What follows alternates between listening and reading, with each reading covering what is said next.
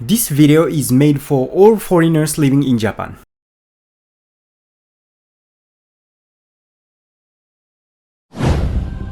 January 1st, 2024, magnitude 7.6 at Noto Peninsula, Ishikawa Prefecture. March 15th, magnitude 5.8 at off the coast of Fukushima Prefecture. August 8th, magnitude 7.1 at the open sea of Hyuga. As most of you may know, Japan is a country of earthquake, and the earthquake that people currently living in Japan should be most concerned about is the Nankai trough earthquake, or it is also called mega earthquake. According to the Japanese government's report, the probability of this Nankai trough earthquake occurring in the next 30 years is estimated to be 70 to 80%. This means it could happen as soon as next month or even tomorrow. And this is how most media scares you about the mega earthquake. But I'm not here to scare you with this video. Personally, my younger brother has affected by the big earthquake in Kumamoto in 2016. Since then, I've been keeping emergency supplies at home, and I even keep 2 items by my pillow in case of an emergency. So in this video, I want to explain the anticipated damage of the Nankai trough earthquake and share what you should prepare for advance in case of an earthquake, as well as important information you should know. Hello, this is Yasu from Japan Chipsu. On this channel, I have posted videos about living cost in Japan, how to find jobs, and recommended SIM cards. And I was thinking what kind of videos to post next, and I realized that I haven't talked about earthquake preparation. No matter how much money you have or how happy your life is, everything is over if you die. So this time, I'm sharing what foreigners living in Japan should prepare for earthquake. Okay, so let's start with what is Nankai trough? What's so scary about? If you have lived in Japan for a while, you have probably heard phrases like the Nankai trough might happen soon, but the Nankai trough earthquake isn't just a feared unknown mega earthquake. The Nankai trough refers to the trench where the Philippine Sea Plate and the Eurasian Plate collide off the coast of Japan. And this is a summary of past mega earthquake that occurred at the Nankai trough compiled by the Japanese government. As far back as the records go, from the year of 684 to 1946, mega earthquake have occurred at an average interval of about 88.2 years. And as you can see here, the last earthquake occurred in 1946, and as of 2024, it's been already 78 years, meaning that the next mega earthquake could happen at any time. Okay, if a mega earthquake occurs in today, the expected damage is said to be like this. First, the scale of this earthquake is predicted to be around Shindo 7. In Japan, there are 2 scales used to measure earthquake, which is Shindo and magnitude. Magnitude measures the size of the earthquake at the epicenter, while Shindo measures the strength of shaking felt on the ground where we live. There are 10 levels of Shindo from 0 to 7, with level 5 and 6 having 2 levels each. Shindo 5 can topple furniture, and Shindo 6 can destroy houses. If you want to know the damage scale of each earthquake, please refer to the illustration linked to the description. The areas affected by the massive shaking includes all of Japan, particularly the Pacific coast from Shizuoka Prefecture to Miyazaki Prefecture, expected to experience Shindo 7 to 6, and many other regions are expected to experience shaking of Shindo 5. As you already know, what's terrifying about big earthquake is not just ground quaking. There is tsunami. If you're thinking tsunami is just a bigger version of ordinary wave, you're ignorance. What we call waves that we enjoy on the beach during vacation are the kind that occur continuously like this. However, a tsunami is more like a thick wall of water rushing toward to you. Even a tsunami as small as 1 meter is considered to have nearly 0 survival rate if a person is swept away by it. And the main areas affected by the tsunami are also from Miyazaki to Shizuoka. A massive tsunami over 10 meters high is expected to hit a wide area along with the Pacific coast.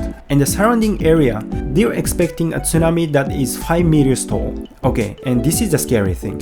And the estimated fatality, starting from the most densely populated area, is Shizuoka Prefecture 109,000 people, Wakayama Prefecture 80,000 people, Kochi Prefecture 49,000 people, and it goes on. With about 320 deaths expected, mainly in the southern region of the Pacific side from Kanto area. But what we need to worry about is not just Nankai Trough earthquake. As I mentioned earlier, Japan is located 4 tectonic plates: the Pacific Plate, the Philippine Sea Plate, the Eurasian Plate, and the North American Plate, where can be called as death zone in terms of high earthquake risks. This means the Nankai Trough earthquake is just one of the many possible earthquakes that could occur during our lifetimes. So it's not surprising if another mega earthquake happens anywhere in Japan at any time. That said, we still spend our daily lives without being terrified of such unpredicted risks. But we should at least prepare for the worst case scenario. So let's talk about what you should prepare for an earthquake. If you search online for what to prepare for earthquake, you'll find ton of information, and if you gather all of those things, you might be able to build a house, which is something most Japanese person has thought at some point. But I don't want to contaminate this video with ton of affiliate links. But this time, I want to share what you should prepare according to the Saigai no Sonai checklist, meaning disaster preparedness checklist published by the Japanese government.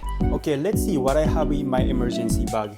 Anyways, in my house, I put this checklist on the fridge, and you can categorize as 4 groups, which is emergency bag, and this is for the least having children's, this is for female and elderlies. I wish I could talk all of this, but if I talk everything in this video, it will become 2025. So I will focus on emergency bag and also explain what I keep by my bedside. Okay, and let's see what I have. This is mine. I have actually 2 bags, and this black one is my wife's. Actually, if you try to prepare everything is written on that list, it will cost around 5,000 yen. So I would recommend you to buy pretty much everything from Daiso. Okay, so let's try to wear this. In this waterproof bag, I have a mobile batteries, flashlight. This one is plastic fork, and I have gloves, raincoat, and some canned food.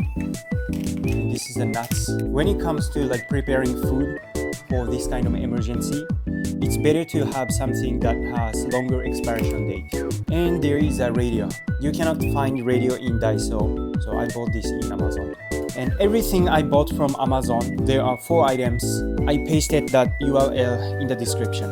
Okay, and in this bag, I have a notebook and 2 rolls of toilet papers. Ooh, how come it's brown? These toilet papers are unused, but it looks like they are like some poop. And this is an aid kit. I have some tissues, dental floss, toothpaste, lighters, Kairo. I don't know how you call this in English, but we use this during winter. How this works is if you try to unzip it, there is a chemical thing inside, and this thing gets warm during winter, and this is pretty useful. And band-aid and toothbrush. And I have a wet tissue, some of my old clothes. Additionally, if you're women or living with kids or elderlies, you will need to add necessary items. For some reason, there is no English version of this checklist, so I have wrote the English version in the description. This is all for the emergency bag. I also checked out some useful things to have during disaster from Nichannel. Nichannel is a Japanese version of Reddit where anyone can write anything about. One thing that I thought necessary was cash. The reason that if there is a big earthquake, there might be a power outage, meaning the cashless payment like PayPay, QuickPay or credit card will be unusable. So it's better to have some cash on hand. Okay, next, let me talk about 2 things that I'm having next to my bed. One is, as I mentioned earlier, shoes. And what do you think is the second one? I'll give you 1 second. 1. It's not smartphone, it's a whistle. Let's start with shoes. During a mega earthquake, the house shakes violently, causing all the windows, lights, and mirrors to break. And we get panic. We might try to rush outside, but if we walk through the room with bare foot, our feet will be shattered. In fact, many people who couldn't escape their house during the big earthquake in Japan in 2011 There many people had blooded feet. Many of them could have escaped if they had footwear, but they lost their lives because they are not able to run. The other one is whistle. If your house collapses during an earthquake, you might end up trapped under debris or furniture. In Japan, there is a system where rescue team conduct rescue operation for 72 hours in such situation. Of course, it would be great if you were rescued right away, but there is no guarantee, and the worst case scenario is that you might not be rescued for 72 hours. And of course, when you're in that kind of situation, you wouldn't have access to food or drink. And it's easy to imagine that you won't be able to keep yelling for help for over 70 hours, but a whistle can convert your breath into louder sound more efficiently and also make a frequency that is easily heard by rescue dogs. So a whistle and footwear are essential to have. And this is the explanation of what to prepare for an earthquake. By the way, if there is an earthquake strikes, everyone will panic, but don't make a mistake of rushing outside. Instead, what you should do is 1. Hide underneath table. 2. Turn off gas supply once the shaking stops. And the third one is prepare to evacuate and collect information about the earthquake. Everyone in Japan learns to hide under table when an earthquake strikes. And if you keep moving around the room or try to go outside during strong shaking, there is a risk getting hit by falling object, so you have to stay under a sturdy table until the shaking stops. Next, turn off the gas supply. However, most places now have systems that automatically turns off the gas supply when an earthquake is detected. So in that case, prepare to evacuate and collect information about the earthquake on internet or TV, how big it is and where you should evacuate. And for the next, I will explain how to collect accurate information during a disaster without being misled by fake news, preferably English information, and how to find evacuation sites. Lately, there is a big issue during a big earthquake and typhoon. That is fake news. Making a post of disasters that didn't happen by editing a photo or footage. Like during 2016 Kumamoto earthquake, there was a dumbass made a prank post like a lion escaped from the zoo, and it made people even more panic. Especially on Twitter. Now it is called X, since a lot of people in Japan use X. Even the Japanese government and official organization frequently use it. Fake news can get mixed in with those official posts, and making it difficult to distinguish what you are seeing is real or fake information. Or foreigners living in Japan, the bigger issue might be not being able to obtain English information rather than worrying about fake news. Regarding this, the Japanese government is supposed to work on multilingual information for disasters, but currently, the disaster-related website run by the government seemed still lack of multilingual support. So I looked for the most reliable source, and the best option right now seems to be NHK World-JAPAN News live broadcast. NHK is Japanese Broadcast Corporation, which is known for its highly reliable information, and they provide live broadcast in English, so it should be helpful. Of course, getting accurate information during a disaster can be a matter of life and death. I keep my eyes on if there is any other reliable media available out there, and I will post in the description if there are some. Lastly, evacuation sites. If the Nankai trough earthquake occurs, massive tsunami is expected. So if you live nearby the sea, you should know the shortest route to the evacuation site. By the way, since August 2020, when signing apartment agreement in Japan, it's mandatory to be explained hazard map for tsunami, floods, landslides, and storm surges. And the real estate agency must provide information on evacuation sites if the location is at risk of any of these. So you should be aware of the disaster risk for your home. Okay, so this is the hazard map for where I live right now. I think I'm blurring the screen. This is the hazard map for high tide. And this one is floods, inland water, and this is tsunami, and this one is debris and landslide. Around my apartment, there are pretty low risks of these natural disasters, but how you see this map is then around my apartment it's color white, so there is no risk, but you can see there is a huge area with color red and some of these are yellow. That means if you live within this area, there is a risk of floods. So if you want to avoid living like these areas before you sign a contract, it's better to ask real estate agency for how much there is a risk for these disasters. Okay, this is the basic information you should know if a big earthquake occurs while you're living in Japan. So in this video, I explained the expected earthquake and their potential damage in Japan, along with what you should prepare at home. It might take some effort to gather all the items mentioned from scratch, but if it increases from your chance of survival, it's worth it and it's not that expensive. Related information is available in the description, and I hope this video is helpful for foreigners living in Japan. Thank you for watching this video. Bye bye.